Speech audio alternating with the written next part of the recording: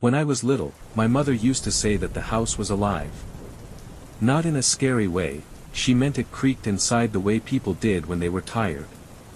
The floorboards popped when the air got cold. The pipes rattled when someone turned on the water. "Don't be afraid of the noises," she'd say. "That's just the house breathing." But one night, when I was 8, I realized something was breathing that wasn't the house. The first night. It started as a whisper. A faint, dragging voice that came from somewhere under my bed. At first, I thought it was a dream. I woke up to the sound of it, quiet, raspy, like dry leaves brushing against each other. It said my name. Eli. I froze. The air in my room felt heavy, like it was pressing down on me. I pulled the blanket over my head and held my breath. The whisper came again. Closer this time. "Eli, are you awake?" I wanted to scream, but my voice wouldn't work. Every part of me felt locked in place. After what felt like hours, I finally fell asleep again. In the morning, I convinced myself I'd imagined it. Just a nightmare. Kids have nightmares all the time, right? But when I looked under my bed before school, I found something strange. A small, dirty handprint. Pressed into the dust. Smaller than mine. The second night.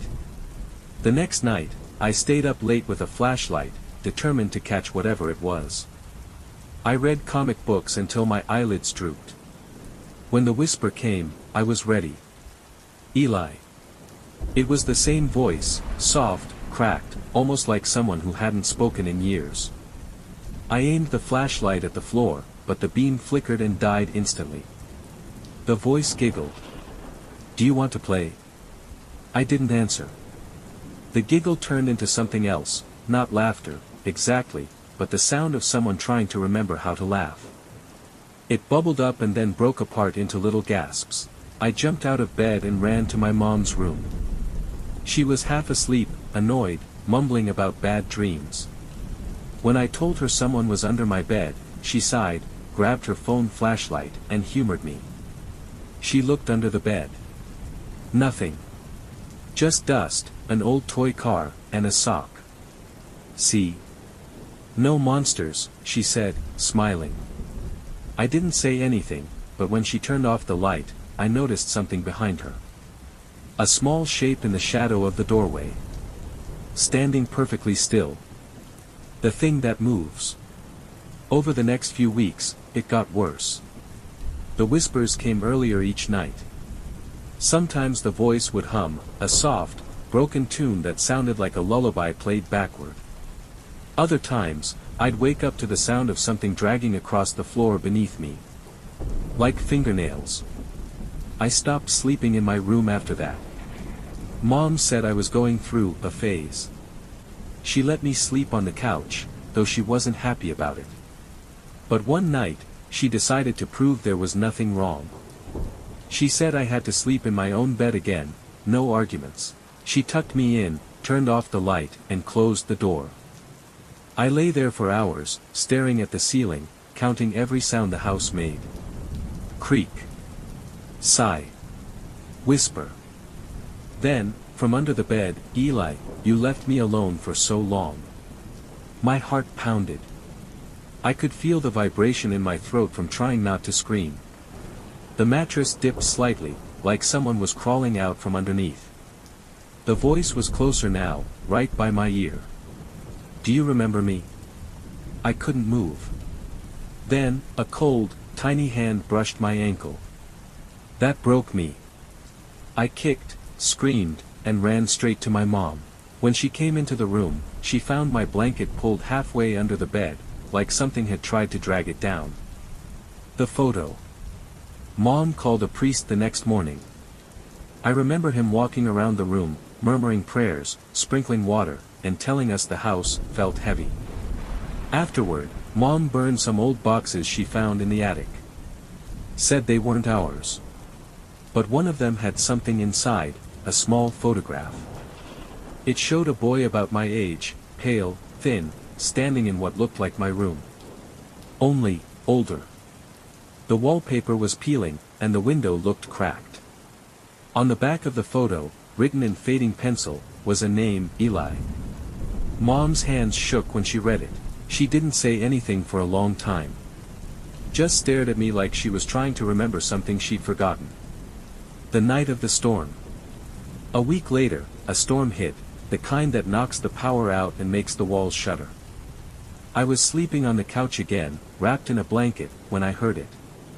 Eli. The voice. But not from my room this time. It was coming from the hallway. I turned on my flashlight, but the beam barely reached the end of the corridor. Something was standing there, small, hunched, twitching like a puppet on strings. The thing tilted its head, and I saw its face. It looked like me. Exactly like me, same eyes, same hair, same scar on the chin. Only wrong. The skin was gray, lips cracked, teeth too small. "Why did you leave me?" it whispered. It stepped forward. With every movement, the lights flickered. "I was here first," it said. "Under the bed. You were supposed to stay." The room smelled like wet dirt and rust. I backed away, but my legs hit the wall. It reached out a hand, the same size as mine, and I saw dirt under the fingernails, small scratches on the palm. "Don't you remember?" it said softly. "We used to play." Then lightning flashed through the window. For a second, I saw its face clearly. And there, in the empty black of its eyes, I saw myself, sleeping. My reflection, not awake at all. The after. I woke up in the hospital. Mom said she found me unconscious on the living room floor. Said the power had gone out, and when she turned it back on, I was just there. They said I'd had a panic attack. That I must have hit my head. We moved a month later. But sometimes, when the lights go out, I still hear it. That small, patient voice from somewhere under the bed. And sometimes, I hear it laughing. Like it finally found a way out. Epilogue. Last week, I went back to the old house. It's abandoned now. Windows boarded up, roof sagging, yard full of weeds. I shouldn't have gone inside, but I had to know. My old room was exactly how I remembered it. Except for one thing. The bed. It was gone. In its place was a hole, a perfect rectangle cut into the floor. Deep, black, damp. I shined my light into it and froze. At the bottom, pressed against the dirt, was a small, gray hand. And wrapped around one finger, was my old toy car.